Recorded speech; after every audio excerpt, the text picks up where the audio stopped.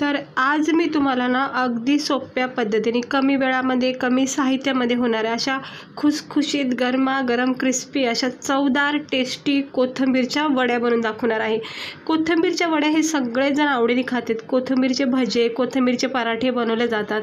तिकडे बघू शकता इतके मस्त आतून नरम सॉफ्ट आणि वरून इतक्या क्रिस्पी क्रंची अशा ह्या कोथिंबीरच्या वड्या बनवलेल्या आहेत। तर बघू शकता, चला बनवूया आपण ह्याला लागणारं साहित्य आणि बनवायची कृती। व्हिडिओ आवडला तर लाईक करा, चॅनलला सबस्क्राइबर करा। तर इकडे बघू शकता मी बारीक चिरलेली कोथिंबीर घेतलेली आहे। म्हणजे एक जुडी आणलेली त्यातली अर्धी जुडी चिरून घेतलेली आहे। स्वच्छ धुवून मस्तपैकी मग बारीक चिरून घेतलेली आहे। त्यानंतर 2 चमचे तांदळाचं पीठ वापरले। तांदळाच्या पिठामुळे खूप खुसखुशीत क्रिस्पी होतात वड्या।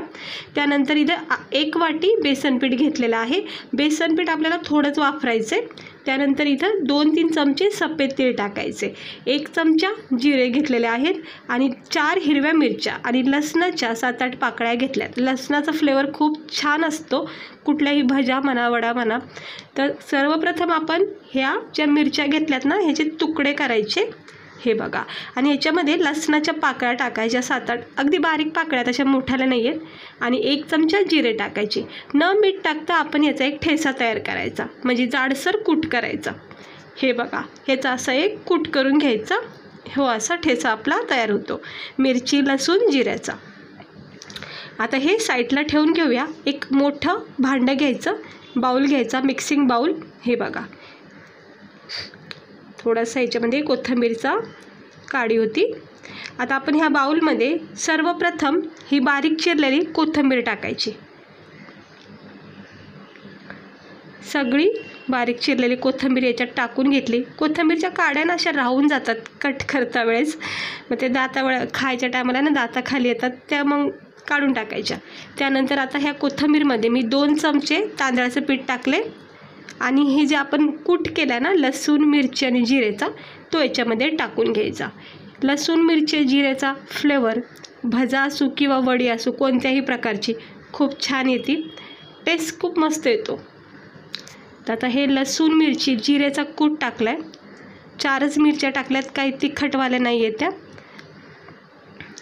त्यानंतर आपण ह्याच्यामध्ये टाकणार आहोत थोडासा ओवा, अगदी थोडा घेतला आहे, चिमूटभर। त्याला असं कुस्करायचं हातावर, तळ हातावर मॅश करायचं आणि टाकायचा। ओवा हा आपल्या पोटासाठी खूप चांगला असतो आणि याचा स्वाद पण खूप मस्त येतो। त्यानंतर थोडीशी हळद टाकायची, छान रंग येतो वड्याला। आता जर वड्याला तुम्हाला क्रिस्पी पाहिजे असतील ना तर मग बेसन पीठ कमी वापरा।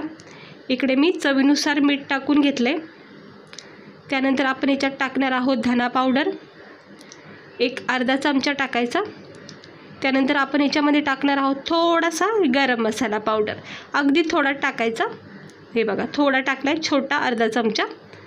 आता आपण हे बेसन पीठ टाकायचं 2 भागमध्ये, लगेच सगळं टाकून घ्यायचं नाही। बेसन पीठ जास्त टाकलं ना मग ते भजे होऊन जातील आणि आपल्याला वड्याचं एक टेक्स्चर पाहिजे, त्यामुळे ना बेसन पीठ जरा जपून।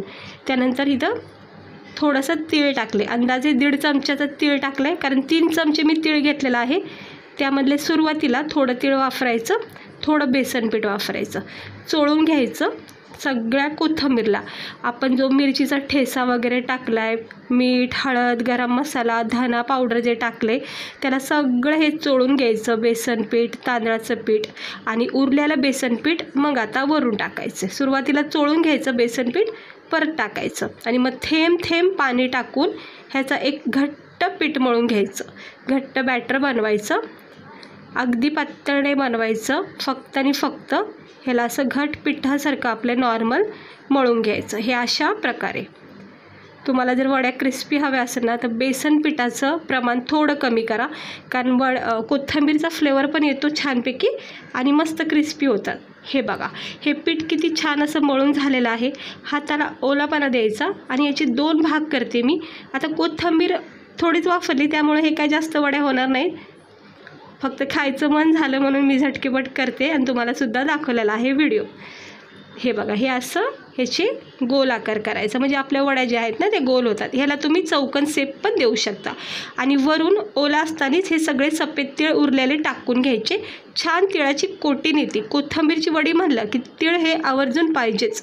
दुसरासुद्धा मी असाच रोल करून घेते हलक्या हाताने, तळ हातावरच करते आणि वरून थोडे तीळ टाकलेले आहेत दोन्ही पिठावर. आता आपल्याला याला द्यायचं आहे स्टीम. गरम पाणी मी उकळत ठेवलेलं आहे, चाळणी ठेवलेली आहे त्याच्यावर आणि ह्याच्यावर आपण हे जे पीठ आहे आपलं वड्याचं ते ह्याच्यामध्ये ठेवून द्यायचं, सेट करायचं. आणि दुसरी गोष्ट, गॅस लो ठेवायचा आणि 5-6 मिनटं याला स्टीम द्यायची. पाहू शकता किती मस्त वाटतात बघा आपल्या ह्या वड्याचा रोल. याला चौकोन आकारसुद्धा देऊ शकता. म्हणजे ना हे थोडंसं पीठ पातळ करायचं आणि पूर्ण चाळणीभर पसरवायचं. म्हणजे एवढं पातळ नाही, घट्टपणा हवा आहे. आणि मग असं स्टीम देऊन मग वड्या पाडायच्या त्याच्या. आता ह्याला मी स्टीम दिली आहे 5 मिनटं आणि पाहू शकता किती मस्त आपलं हे जे वड्याचं पीठ आहे ते स्टीम झाले, तयार झाले. सगळा कच्चापणा याचा निघून गेलेला आहे. साईडला काढून घ्यायचं. थंड झालं की मग याला काढून घ्यायचं एका प्लेटमध्ये काढून घेतलं की चाकूला थोडंसं तेल किंवा पाण्याचा हात लावायचा आणि मग ह्याला कटिंग करायचं. तर बघू शकता तुम्ही किती सुंदर आपलं हे वड्याचं पीठ तयार झाले. म्हणजेच कोथिंबीर वडीचं पीठ तयार झाले. आता याला तुम्ही चौकोन आकार देऊ शकता, गोल आकार देऊ शकता. तर मी ह्याला चांगले गोल आकार देते, जसे जमून तसे. हे बघा, ह्याला मी थोडंसं तेल लावले, नॉर्मल पाणीसुद्धा लावू शकता, अगदी थोडंसं लावायचं. हे बघा मस्त शिजून निघलेला आहे, एकदम पॅक झाला, एकदम कडक मस्त वाटतोय. म्हणजे आपलं पीठ वगैरे व्यवस्थित शिजलं गेलेलं आहे वाफेवर. ह्याला असं कट करून घ्यायचे, छोटे लहान मोठे आवडीनुसार. मग हे गोल वड्या पाडा. हे बघा असं कट करायचं. थोडं मध्ये चिकट जातं, त्यामुळं ओला हात ठेवायचा चाकूचा. हे बघा किती मस्त कटिंग झालेली आहे. आणि ते सगळे कटिंग करून घेते मी व्यवस्थित आणि इतक्या साऱ्या अशा ह्या वड्या तयार झालेल्या आहेत. आता आपण ह्याला गरम पॅनवर तेलामध्ये फ्राय करून घेऊया. तर तेल तापतच ठेवलेलं आहे आणि मंद गॅस ठेवायचा.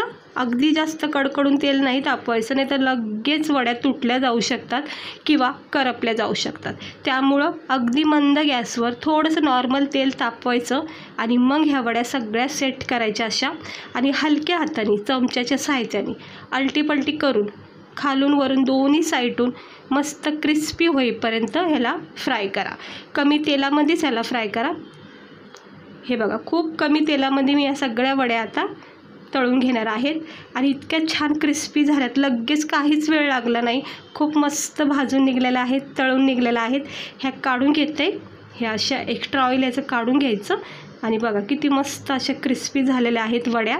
आता दुसऱ्यासुद्धा टाकून घेते आणि त्यासुद्धा सेम प्रोसेसनी भाजून घेते. म्हणजेच फ्राय करून घेते थोड्याशा तेलामध्ये आणि मग आपण ह्याला गरमागरम प्लेटमध्ये सर्व करूया. हे सगळ्या उरलेल्या टाकलेल्या आहेत. आता झाल्यात बघा आपल्या ह्या पूर्ण वड्या तयार. हे बघा तुम्ही पाहता क्षणी अंदाजा लावू शकता ह्या किती क्रिस्पी झालेल्या असतील. कारण आपण ह्याच्यामध्ये सगळं साहित्य कसं मापात टाकलेलं आहे. बेसन पीठ कमी टाकल्यामुळं काय होतं, ह्याचला क्रिस्पीपणा खूप येतो, तयार होतो. दुसरी गोष्ट कोथिंबीरचा एक छान फ्लेवर लागतो. जास्त बेसन पीठ टाकताना मग ते बेसन पीठच खाण्यात येईल, कोथिंबीरचा स्वाद काही जाणवणार नाही. त्यामुळं बेसन पीठ कमी टाकलं तर क्रिस्पी होतात, रंगसुद्धा सुंदर येतो. आणि इकडे पाहू शकता मस्त झालं आहे, कशी तिळाची कोटिंग लागली आहे बघा वर. ही अशी तिळाची कोटिंग खूप छान वाटते या कोथिंबीरच्या वड्यावर. तर मस्त झालं आहे, कडक झालेले आहेत. वरचा भाग एवढा कडक वाटतो आहे आणि आतून हे बेसन पीठ, तांदळाचे पीठ, सगळे मसाले इतके छान शिजलेले आहेत. नरम सॉफ्ट, तोंडामध्ये टाकता क्षणी मेल्ट आणि वरचा जो क्रिस्पीपणा आहे मस्त लागतो खाता वेळेस. चवदार टेस्टी लसणाचा फ्लेवर आहे. नक्की ट्राय करा. अशा पद्धतीने खूप मस्त लागतात खायला. पोळीबरोबर, भाकरीबरोबरसुद्धा तुम्ही ह्या कोथिंबीरच्या वड्या खाऊ शकता. केचपसोबत गरमागरम चहाचा कप असेल त्याच्यासोबत ह्या 2-4 वड्या जरी खाल्ल्या ना मस्त असा हेल्दी नाश्ता तुमचा होईल. तिकडे बघू शकता मस्त झालेला आहे. आणि मी केचप घेतला आहे, केचपसोबत आता याचा आस्वाद घेणार आहे. तुम्ही पण या सगळे खायला आणि असेच व्हिडिओ बघत राहा चॅनेलला, असंच बघत राहा. आणि आवडला असेल तर लाईक करा आणि अशा कोथिंबीरच्या वड्या तर नक्की ट्राय करून बघा. झटकीपट तयार होतात, काही जास्त कुटाणा नाही आहे. मुलांनासुद्धा टिफिनमध्ये तुम्ही हे पोळीसोबत देऊ शकता. तर कशी वाटली तुम्हाला आजची आपली ही कोथिंबीरची मस्त टेस्टी क्रिस्पी चवदार अशी खमंग वडी. चला भेटते मी तुम्हाला पुढच्या व्हिडिओमध्ये. आता तुम्ही खाऊन घेणार आहे. स्वस्त राहा, मस्त राहा आणि काळजी घ्या आणि बघत राहा आपल्या चॅनेलला. चला भेटते.